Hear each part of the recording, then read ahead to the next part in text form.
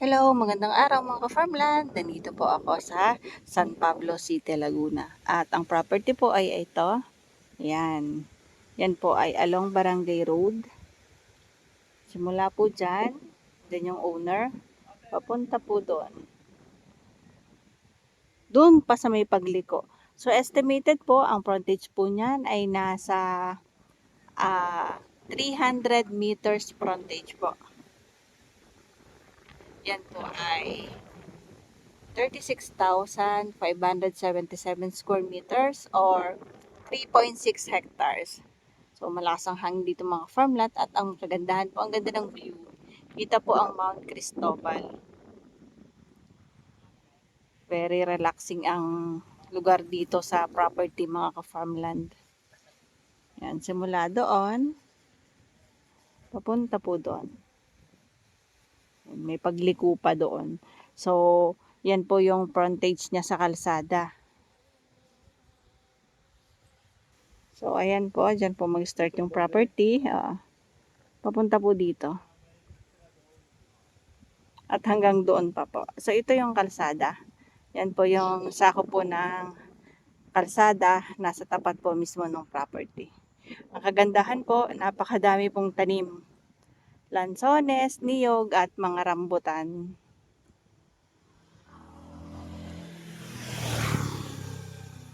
Ito mga farmland ay located po sa Barangay San Miguel po ng San Pablo City, Laguna. So, ito ay 1 kilometer lang po ang layo sa bypass road at 2.6 kilometer naman po sa expressway or doon sa exit po ng TR4. So, ayan po, kami po ay papasok na po dito sa loob ng property. Ayan, dyan po ay may nagbabantay po. So, may nakatira po diyan. Ikot, papunta pa po doon. So, lampas pa, nandun pa po sa kabila yung kanyang, sa may pagliko pa. Sako pa po yun ang property, yung frontage. So, mga ka-farmland, ipapakita ko po muna sa inyo yung frontage po ng kalsada sa property.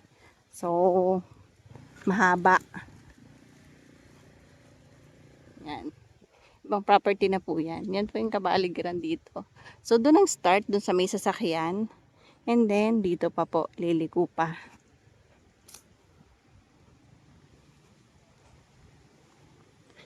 Ganda ng property mga ka-farmland. Kasi, flat na flat siya, tas napakadaming tanim.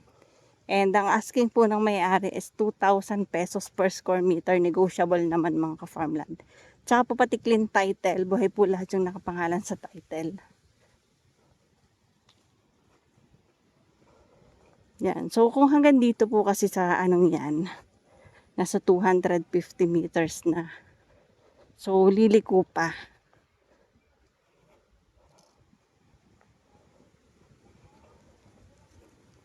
Yan o.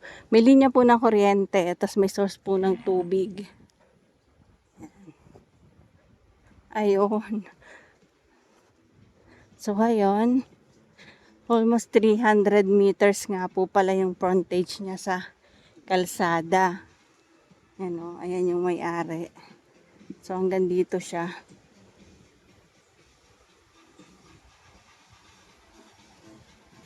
Ito po yung pinaka-boundaryhan ng property. Pag ganun po. Tas, diretso pa. So, more or less po, nasa 300 meters frontage po. So, ito yung property. Ayan. So, ito mga farmland yung property. Ito po yung mga tanim. So, patag po ang property. At ayan po yung kalsada sa labas. Ang dami pong lansones, niyog, rambutan, madami pong fruit bearing na tanim. So, patag na patag po ang property. At maganda po ito'y mas ma-develop pa po. So, ayan po yung boundaryhan. Ayan po yung kalsada. Tapos ito may bakod pa ganyan. Diretso doon. Ito po ay patag na patag at madami pong tanim na fruit bearing. Yan, kitang-kita nyo naman. Lansones, rambutan, tapos mga nyog. Ang nyog, ang kinikita ni Sir monthly, more or less po ay nasa 20,000. Gawa po sa buko. Yan, pinapabuko niya po yan. Tapos ang rambutan yearly po, pinakamababa na niya kita is 250,000 po. And ang sa Lanzones naman, ganun din. Kumikita din sila ng 100,000 kasi depende po sa status ng pamumunga po. Kasi yearly may pagbabago po. Depende po kasi sa panahon ang ikinagaganda po ng mga bunga ng Lanzones. So yan po ay boundaryhan. Tas kalsada na po yan sa kabila ng mga puno na yan. So ayan dito, kaya makikita nyo may mga tuyo na pong mga sanga kasi may binawas po yung may-ari ng lupa. Yung mga puno po na hindi na po naman namumunga at nakakasagabal po, kumbaga nakakalilom po sa kapwa puno. Binawasan na nila, tinanggal nila kasi yung pong iba hindi po gumaganda gawa ng sobrang tataas na po nung ibang puno. Nagbawas po sila. Pero yan naman daw po ay tumutubo pa din kahit naputulan na. Dito meron din po sila mga papaya. Kung mapapansin nyo po yung bahay doon, yun po ay bahay po ng kanilang tagapag-alaga. So sila po naman, may-ari at saka po yung tagapagbantay dito, meron na po silang pag-uusap once po na mabenta ang property. Ito po yung boundaryhan mga ka-farmland kasi nandito po yung bakod. Yan. Iba ang property na po yan. Tapos diretso po hanggang doon. Yan po yung shape ng lupa.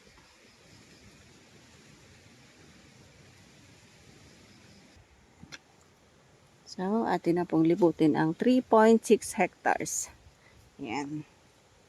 Merong mga, yan yung sinasabi ko sa inyo. Merong mga puno na binawas si sir.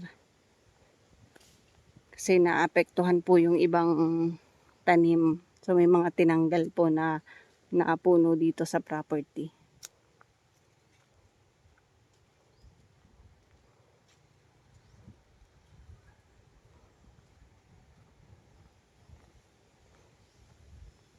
Ito po ay located po dito sa barangay po ng San Miguel, San Pablo City, Laguna. So, yan, kasama pa yung mga, sa area na yan, kasama pa po yan.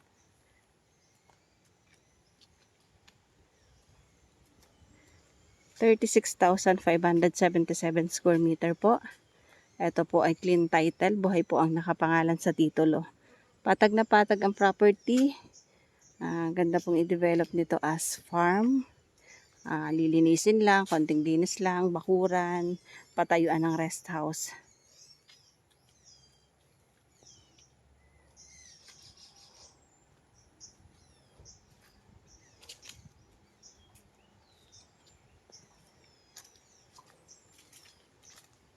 Ang layo po nito sa main road ay 1.2 kilometers. At doon naman sa bypass road, mga 1 kilometer. And doon sa TR4 po, 2.6 kilometers po.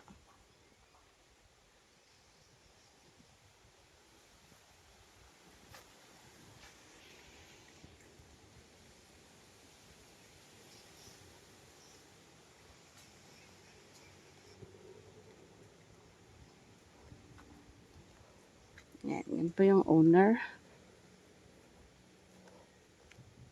Yun pong may building na yon, outside na po yun ng property.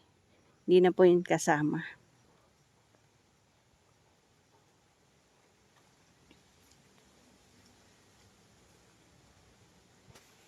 Ayun mga farmland, yung property po na yan, yung may bahay, iba na po yan. So outside na po yun ng property. Yan, may bakod po yan, patahiris pa ganyan. Diretso doon. Tapos hanggang doon pa po ang property.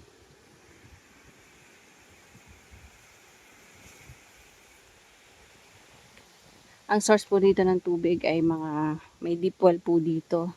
Pwede pong magpatayo ng poso. And may linya po naman ng kuryente. May linya ng signal ng cellphone at internet connection.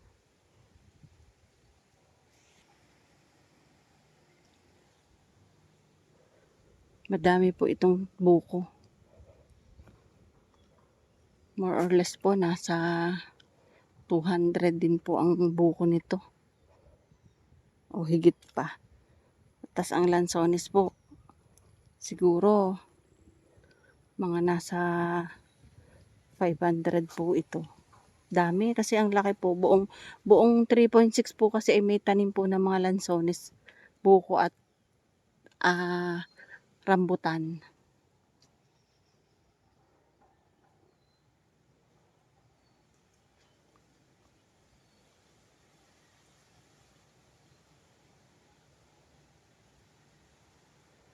So kung gusto niyo po i-develop ito as resort or farm, pwede din po.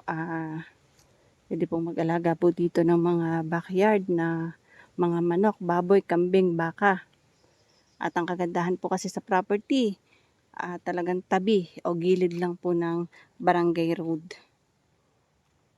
Ito po ay 2 hours drive from Manila po mga ka-farmland. And ito po ay malapit lang din po sa bypass road at TR4.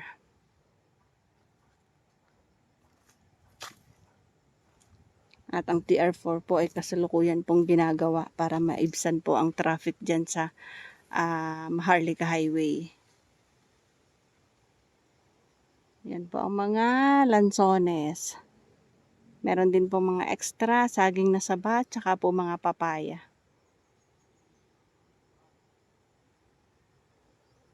So, yung may property na yun po, labas na po yun or outside na po yan ng property. Ay, yung may mga bahay, yung may bahay po na yun. Hindi na po yan kasama sa property.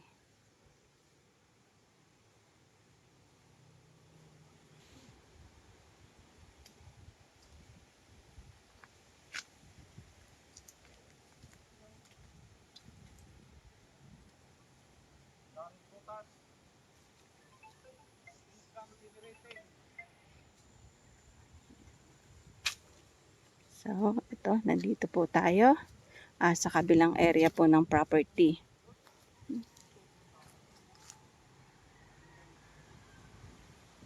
Ingat ka dyan. Ayan, yan po mga ka-farmland, kasama pa po yan sa property.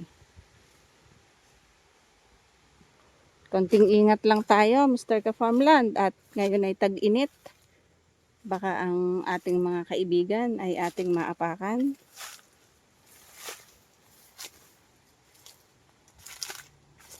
Ayan. So, sa area naman po ito, tabas naman siya. So, tinatabasan.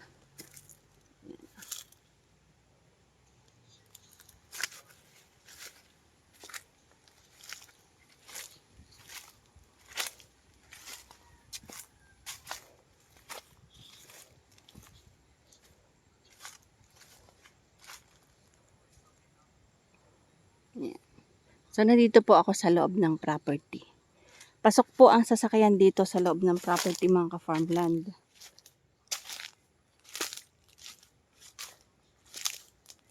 Yan, ito, daming tanim. Yan, may dati pong bahay. Ngayon, wala na pong nakatira, wala nang bubong gibana. Hanggang doon pa po yan. Kasi ito mga ka-farmland ay 36,577 square meters po na clean title property. At estimated po, nasa 300 meters po yung frontage niya sa kalsada. So, pag baba nyo ng sasakyan, property niya. At pwede pa pong maipasok ang sasakyan sa property. Ang presyo po nito mga farmland, 2,000 pesos per square meter. Negotiable naman po sa may-ari. So, yun lang po ang bilhin na po may-ari. Sa kanila makipag-usap about sa tawaran ng presyo. Willing to negotiate naman po sila. Meron pong bahay diyan, yung nagbabantay po nitong property. And pag nabili naman po ay sila po ay may pag-uusap ng may-ari. So ang may-ari po ang bahala pong magbayad sa tagabantay nila dito sa property.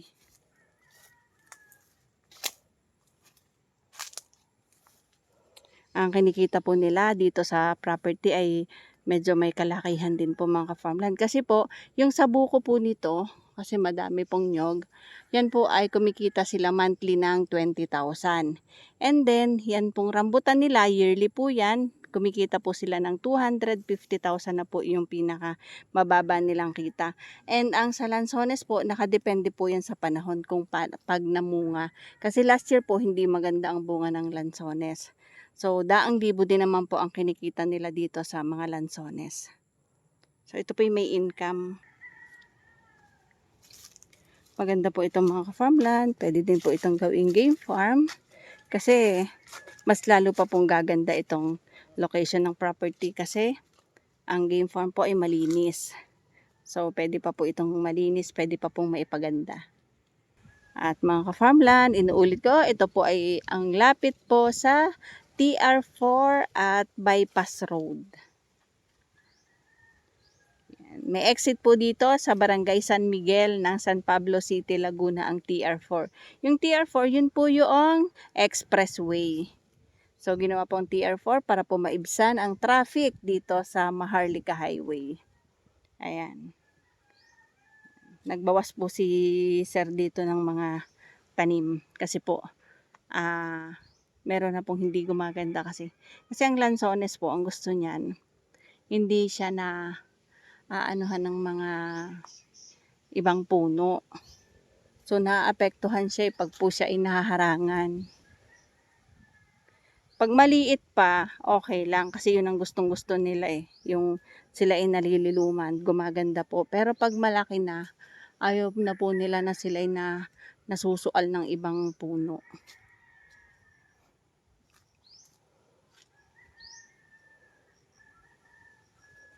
Pakita ko yung dun sa kabila po. Yung sa kabila po dyan, hindi na po kasama yung may bahay.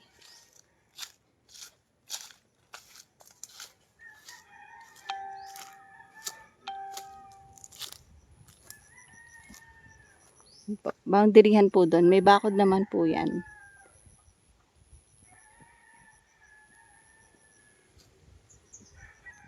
Sa mga farmland, ipapakita ko po ulit sa inyo yung kalsada dito sa property.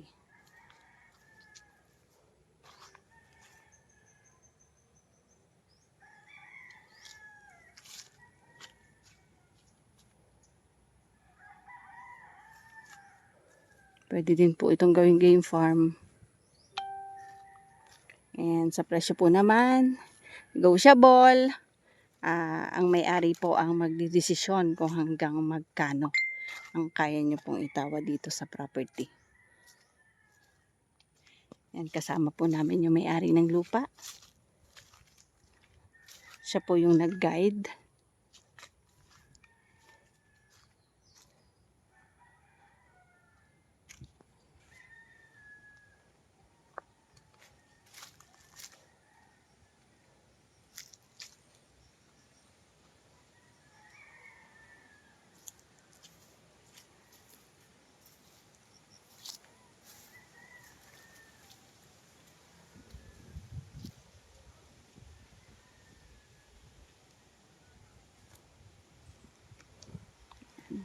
So, yan po yung nagbabantay dito or yung nag-aalaga dito sa property.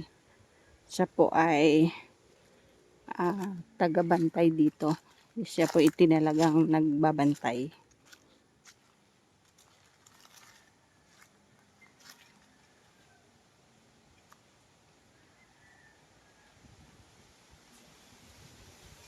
At in case naman po na magkabentahan, wala naman pong magiging problema sa kanila.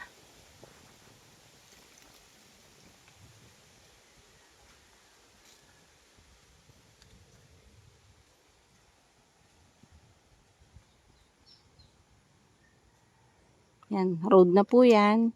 Lalabas po tayo dyan mga farmland. Ipapakita ko po sa inyo ang kalsada ulit.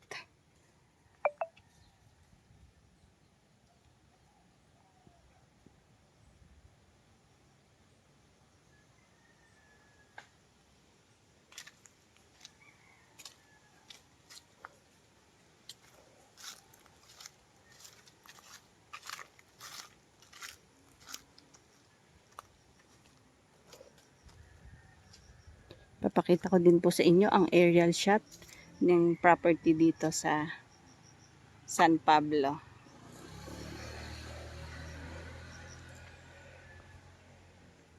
Ayan. Yan. So, yan yung road.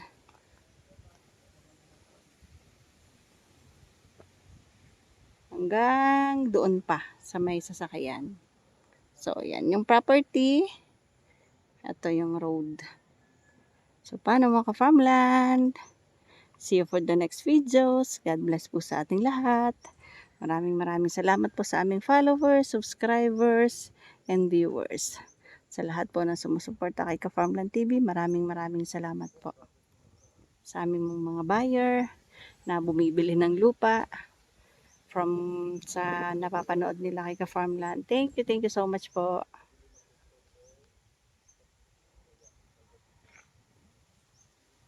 Inuulit ko, ito po ay 36,577 square meter. Yan. 2,000 pesos per square meter, negotiable. And clean title, malapit po sa bypass road, malapit po sa TR4. Ang laki po ng frontage sa property. Ito po ay estimated po, 300 meters frontage mga ka-farmland. Yan, kalsada, property na. Pasok ang sasakyan sa property. Bye-bye!